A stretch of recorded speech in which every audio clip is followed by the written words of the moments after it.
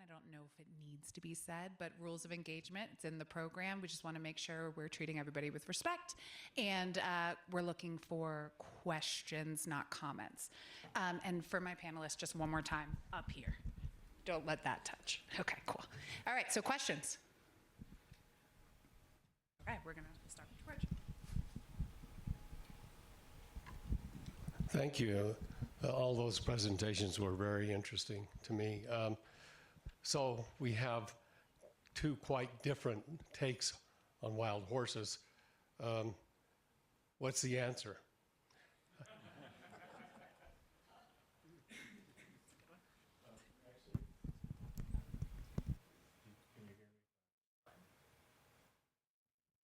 Can you hear me if I speak with this? Horses, our country is based on an adversarial system where we debate and we come up with laws. There are horse management territories and there are horse management areas. But that does not mean that horses can be everywhere on public lands. And so I think what you're seeing is some of us are avoiding the discussion of horse management areas and horse territories. Now, if and when that arises to the level of extinction, believe you, we'll be involved, but we're not. But in the areas that are not horse management territories, or horse territories or horse management areas, they don't belong. Now, we have a unique situation on the lower Salt River where there is legislation in Arizona that recognizes these horses as not unauthorized livestock in the eyes of the state of Arizona. So these horses have a legal right to be there, but they do not have a legal right to destroy the area. And so consequently, when we get these down to a level where we can have some recovery, it's going to require intense management because the bottom line is they don't belong there. But we acknowledge they have a legal right to be there. Does that answer your question in any way? We're looking at two different places. Yeah.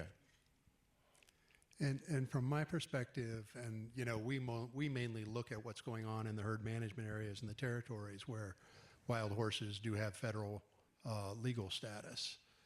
In those areas, the current management of wild horses is very intensive through helicopter roundups, which is pretty disruptive to their kind of complex social bonds. And much as we heard about the result of aggressively killing coyotes and how that causes an increase in coyote reproduction, so too with wild horses, if you disrupt the herd dynamics, that you get a lot more breeding and a lot more rapid population growth. So we'd like to see a more natural approach to wild horses where we're looking at restoring native carnivores, letting the wild horse population structures assist with the suppression of population growth. And you know, from a fiscal standpoint, there's a really interesting angle here in that the wild horses are occupying lands that we're charging ranchers $1.35 an animal unit month on. So it's very cheap grazing. They're being rounded up, and those that aren't adopted end up in long-term holding where the taxpayer is paying $60 to $70 an animal unit month for each wild horse for the rest of their life. And those long-term holding facilities tend to be in eastern Kansas, in eastern Oklahoma, areas that have abundant rainfall, high productivity, areas that are actually pretty good for cattle production if you want to have beef. So we are moving wild horses from areas that are unsuitable for cattle across the continent to areas that are really suitable for cattle, displacing cattle from those areas so that we can then have more cattle in the arid West where cattle are a major instrument of desertification. So this is the definition of economic insanity. And you're just moving animals around the continent. You're not actually reducing the number of horses by doing this. You're moving them somewhere else. And I'm not sure that that's a sensible government policy. There's a fellow in the audience named Jeff Burgess that has, if you want to do look at an incredible resource. He has the grazing clearinghouse. Is that what it's called, Jeff?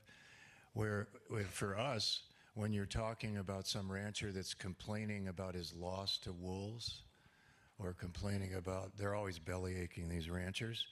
You can go into Jeff's website and see how many millions of dollars we've subsidized that rancher to continue to destroy our public lands. It changes the conversation, and it pisses the rancher off. That's a good point. And just as far as what you can do, like advocacy, I think Robin was talking about local place-based work, and we're sort of looking at the broader policy implications of the livestock program, so advocating for both. And I just want to add that properly informing the public on what is going on with livestock versus wild horses, the costs and consequences on public lands, can help change policies. It might be a long haul or a long game, but until the public is properly informed and elected officials are properly informed, they're going to be misled by the disinformation that wants to keep the livestock in place. Okay, I have a question. I didn't hear in any of these talks about shipping horses to Canada and Mexico for consumption, and I don't know, that's what I have read. I don't know any more about that.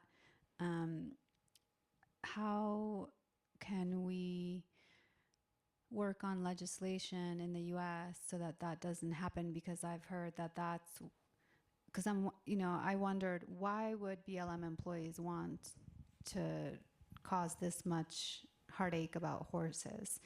And when I looked into it, there seems to be some sort of revenue stream coming in from Canada and Mexico for horse meat, basically.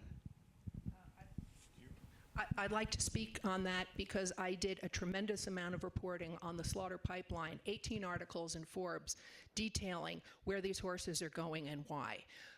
As far as the horses, the wild horses going to slaughter on slaughter trucks, this is a cash cow for contractors. Helicopter contractors make millions of dollars. And the off-range pasture people who lease out their lands for the $60 an animal unit month are incentivized to support this. And there aren't slaughterhouses in the United States. Thankfully, they were shot down. But the transport of any horse, long distances in the trucks that they're transported in, they're long-necked creatures. And they suffer tremendous amount of suffering and death. But anyway, wild horse roundups, very easily monetized by a wide range of contractors. I would like to say one thing about this is in that, what do we do? Is it 58,000? Is that the number? How many horses are on feedlots right now? I'm talking about government. It's probably close to that. Okay. 65, about 65,000. 65,000. You know where the term is long in the tooth? You know what happens when you don't shoe horses that aren't running? We have a problem. It's a humanity problem at every level. And so like I said, we had a collaborative, we've had really intense discussions about what to do. It's a conundrum. So it's easy. I mean, particularly those of us that grew up with horses have life-changing experience with horses. The thought of that individual horse going to slaughter is devastating. But what do we do with the tens of thousands of horses that are standing around? And what do we do? Even if we got the cows out of these areas, what do we do? And so it's not so simple as just advocating for no slaughter, or it's not so simple as just advocating for total removal. We have a problem in this country that we need to figure out, and it's unsolved.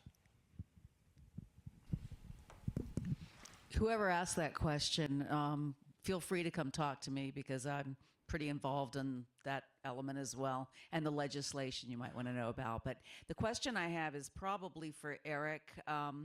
But we talk about the public lands ranching and the powerful lobbying groups that we've seen that seem to be almost entrenched.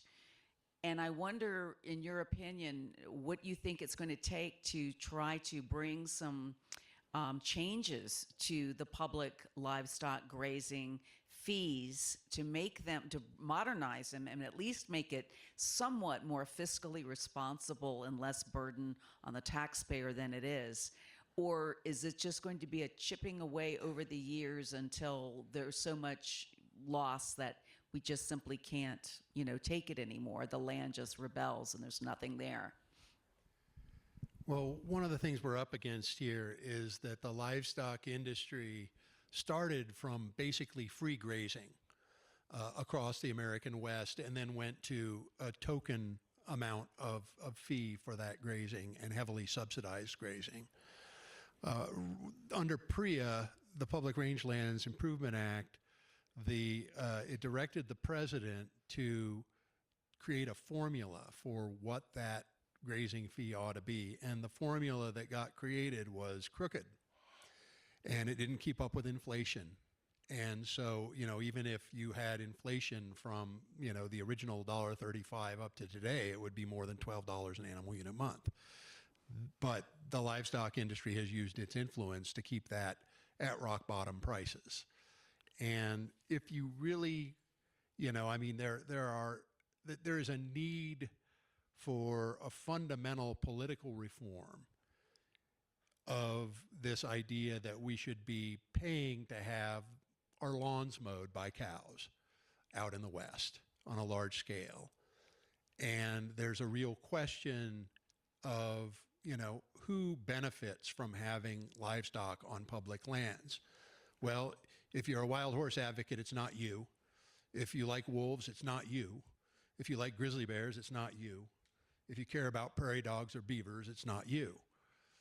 If you're out there camping and you want to have a healthy ecosystem surrounding you, it's not you.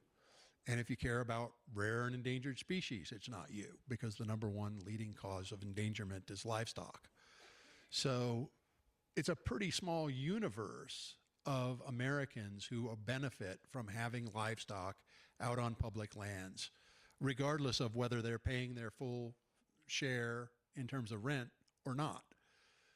And I think it's a societal question that we need to grapple with. And right now, the American public is losing the political battle to 22,000 ranch families against 335 million Americans. And how we're losing that battle politically, I think, comes down to a need to educate the public as to what's going on and what the ecological solutions ought to be, and then visioning that's needed on the part of the American public as to what kind of public lands do you want to see? And do you want to see public lands that are studded with cattle and sheep? Or do you not see that as a benefit that you want to subsidize through your taxes? Okay, we're going to take 2 more questions and then we're going to break for lunch. Oh, sorry. Here you go. Hi, I have a observation and a question. So I've spent the last 8 months up in Northeast California and Nevada, Oregon, studying a wild herd of horses, and I've been out documenting them. And the area is very high in biodiversity, and that's been scientifically shown through the University of Oregon. They did a study and a map, a threat-based lands map, I believe, showing that the area is very healthy for biodiversity. And I have photographs of butterflies and songbirds and everything. The horses are there, there's cattle, but everything's very healthy. So my question is for Mr. Silverman. It kind of goes back to what Eric was talking about, and even Dave Strickland earlier. Do you think that those horrible pictures you showed and those terrible situations that are occurring, that maybe things would be different if, in fact, the horses were allowed to range the way they would naturally range, if the fencing were taken down, and or if the area is no longer appropriate for the horses for whatever reason, if that maybe, in fact, there are areas on public lands where it is appropriate to have wild horses, where wilderness is intact, where there's wolves and mountain lions and bears, and also I know you guys do a lot of work on behalf of the wolves. I actually went and attended the meeting last year about the wolf depredation issue in Modoc County, which was ironic because that all started occurring after they rounded up the wild horses in Devil's Garden.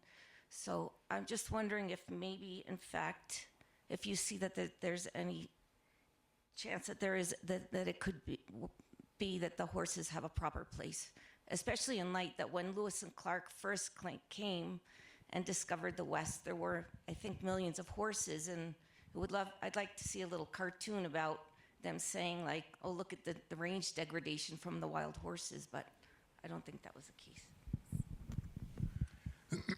My name is Silver, no man. We've decided as a country where we can have horses. Those are horse management areas, and those are the horse territories. But throughout the desert West, there's no place for any of these large ungulates, whether it's a horse or a cow. And so if you're implying that any of this is inaccurate, you can imply what you want, but it's not just me. We've got the scientists from our universities. We've got the birders in every one of our Audubon societies. We got those of us that are natives to Arizona have seen the demise of these riparian areas, mostly to cows. 90+% of the endangered species in the desert Southwest are because of cows. I gave you an example of one extinction because of horses, but neither belong in our area, neck of the woods. And I also would say that's a whole nother debate on whether there was millions of horses here when Lewis and Clark came through. You know, I disagree. So that's a topic for another discussion. But again, you know, there's tons of different publications. I don't know what Eric talked about. Did you talk about whether they were here when Lewis and Clark were here? Or I don't know because I didn't attend. But that's another that wasn't topic. The part of- point I want to make is that in the arid West, our habitat did not evolve with large ungulates, and they just don't belong. And the reason that feel so strongly about it is now we're seeing extinctions or near extinctions or plants, animals that are on the way to being extinct because of these exotic animals that did not evolve with our habitat. And just to quickly address your question, the study on point is Beaver and Aldridge's 2011 Studies in Avian Biology monograph on wild horses and sage grouse. They estimated 2 to 7 million wild horses at the time of Lewis and Clark, based on historical accounts. It's, you know, it's an estimate. There was nobody out there doing a census at the time. We need to have another panel.